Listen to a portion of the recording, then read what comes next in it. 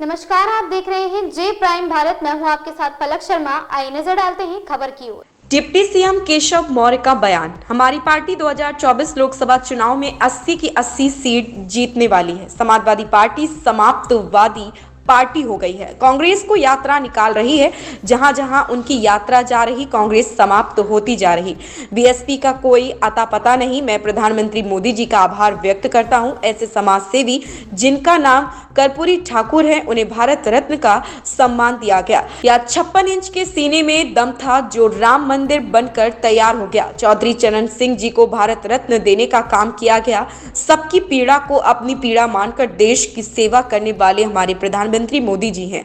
कल राज्यसभा सीटों के उम्मीदवारों के नाम घोषित किए गए, जिसमें 4 ओबीसी वर्ग के नेता हैं, बाकी 3 सामान्य वर्ग के हैं। भारतीय जनता पार्टी सबका विकास करने वाली। 2024 में हम उत्तर प्रदेश में 80 की 80 सीट जीतने का दावा करते हैं। 2047 तक विकसित भारत बनाना है और 1000 साल की नींव डालना है। 100 में से 60% वोट हमारा, बाकी 40 में बंटवारा है और उसमें भी हमारा है। आज जब भ्रष्टाचारियों के खिलाफ जांच चल रही है तो ये लोग त्राही त्राही कर रहे हैं। जो परिवारवाद की राजनीति करते थे वो आज पीडीए की बात कर रहे हैं। लखनऊ से इनामुल हक की रिपोर्ट। नेता का पद भी इसी देश के अंदर कांग्रेस को प्राप्त नहीं हुआ। उनके सदस्यों की संख्या इतनी घट गई। लेकिन इस बार बताइए, क्या मोदी जी के खिलाफ कहीं हवा है क्या? जोर से बोलो, कहीं हवा है क्या? एक तरफा आंधी है कि सुनामी है? तो यह आंधी और सुनामी जब दिन रात कोई गरीब माँ बाप का बेटा, ओबीसी वो समाज से आने वाला बेटा, जिसको देश की पीड़ा मालूम थी, समाज की पीड़ा मालूम थी, पिछड़ों की, चाहे अनुसूचित जाति की, चाहे जनजाति की, चाहे सामान्य वर्ग की, सबकी पीड़ा को अपनी पीड़ा मान करके जिसने देश की सेवा में अपना एक एक पल समर्पित कर दिया, ऐसे व्यक्ति के हाथ में जब देश की बात आती है तो क्या परिवर्तन होता है। या भी हमारे नरेंद्र कश्यप जी ने काफी कुछ बातें आपको बताई। मैं वो बात दोहराना नहीं चाहता, लेकिन आप इस बात को जानते हो। आज मैं यहाँ पर खड़े होकर के जब बोल रहा हूँ, कल राज्यसभा के चुनाव के लिए उत्तर प्रदेश से भारतीय जनता पार्टी के कोटे से 7 सांसद की सूची आई है, उसमें 4 पिछड़े वर्ग के हैं। 4 भारतीय जनता पार्टी ही करती है। 34 लाख करोड़ रुपया लोगों के खाते में डीबीटी, या 15% तो भेजते देश के लोगों को जिनके लिए योजना बनाते, 85% अपनी तिजोरियों में भर लेते। आज वो तिजोरी से जब पैसा निकालने के लिए भ्रष्टाचारियों के खिलाफ जांच चल रही है तो त्राही कर रहे हैं। कह रहे क्यों जांच चल रही, क्यों भ्रष्टाचार किया? देश के प्रधानमंत्री जी ने संसद में खड़े होकर के कहा है, जब तक देश के गरीबों के साथ, देशवासियों के साथ जो बेईमानी किया है, एक एक पाई नहीं वसूल लूंगा, तब तक छोड़ूंगा नहीं। और ये कहने का दम उसी में होता है जो कहता है न खाऊंगा न खाने दूंगा, और जिसने खाया है बढ़िया फाड़ करके भी निकालूंगा और गरीबों की भलाई के लिए उसे समर्पित करने का काम करूंगा। यह मोदी जी ही कर सकते हैं। 56 इंच के सीने वाला ही कर सकता है। देश की रक्षा करने का काम, अनुच्छेद 370 को समाप्त करने का काम, रामलला का भव्य मंदिर, रामलला की प्राण प्रतिष्ठा करने का काम, 4 करोड़ गरीबों को घर बनाने का काम, 52 करोड़ से अधिक गरीबों का खाता खोलने का काम, 10 करोड़ से अधिक लोगों को गैस का कनेक्शन देने का काम, 80 करोड़ लोगों को प्रधानमंत्री गरीब कल्याण अन्न योजना का राशन देने का काम, 60 करोड़ों को इलाज की सुविधा 5 लाख की साल में देने का काम।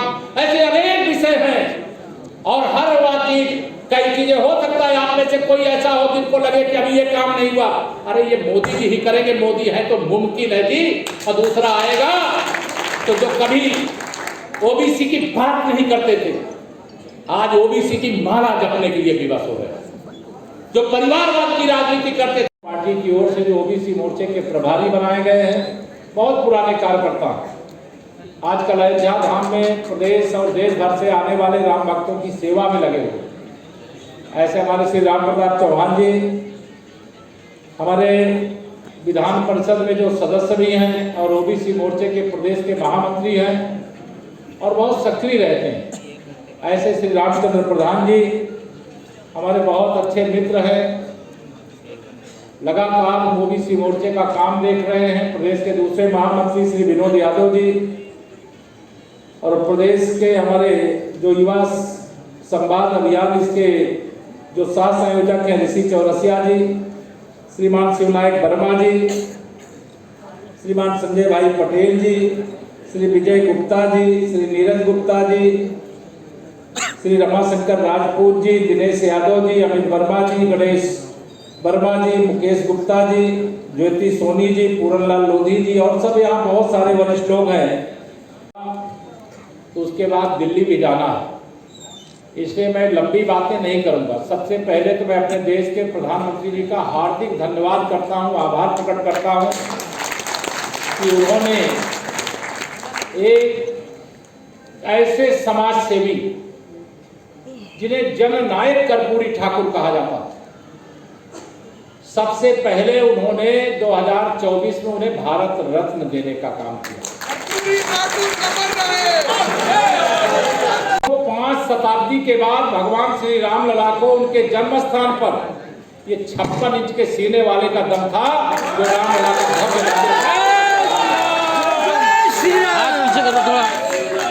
छाती चौड़ी हो गई।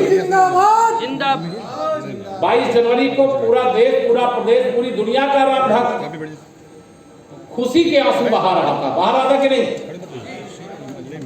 और यह शुभ दिन देखने का मौका अगर हमें मिला है तो माननीय नरेंद्र मोदी जी के नेतृत्व में केंद्र में सरकार बनने के कारण और आप सबके द्वारा बनाने के कारण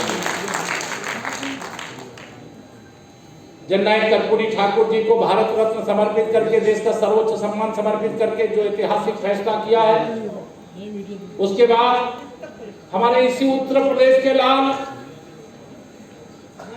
जिन्हें किसान नेता के रूप में जिन्होंने देश का नेतृत्व किया, बिहार, यूपी और उसके बाद दलगत राजनीति से ऊपर उठ करके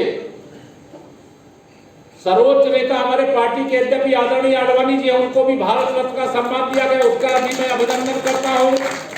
लेकिन कांग्रेस की सरकार के प्रधानमंत्री थे आदरणीय नरसिंह राव जी। इस खबर में बस इतना ही। देखते रहिए जे प्राइम भारत।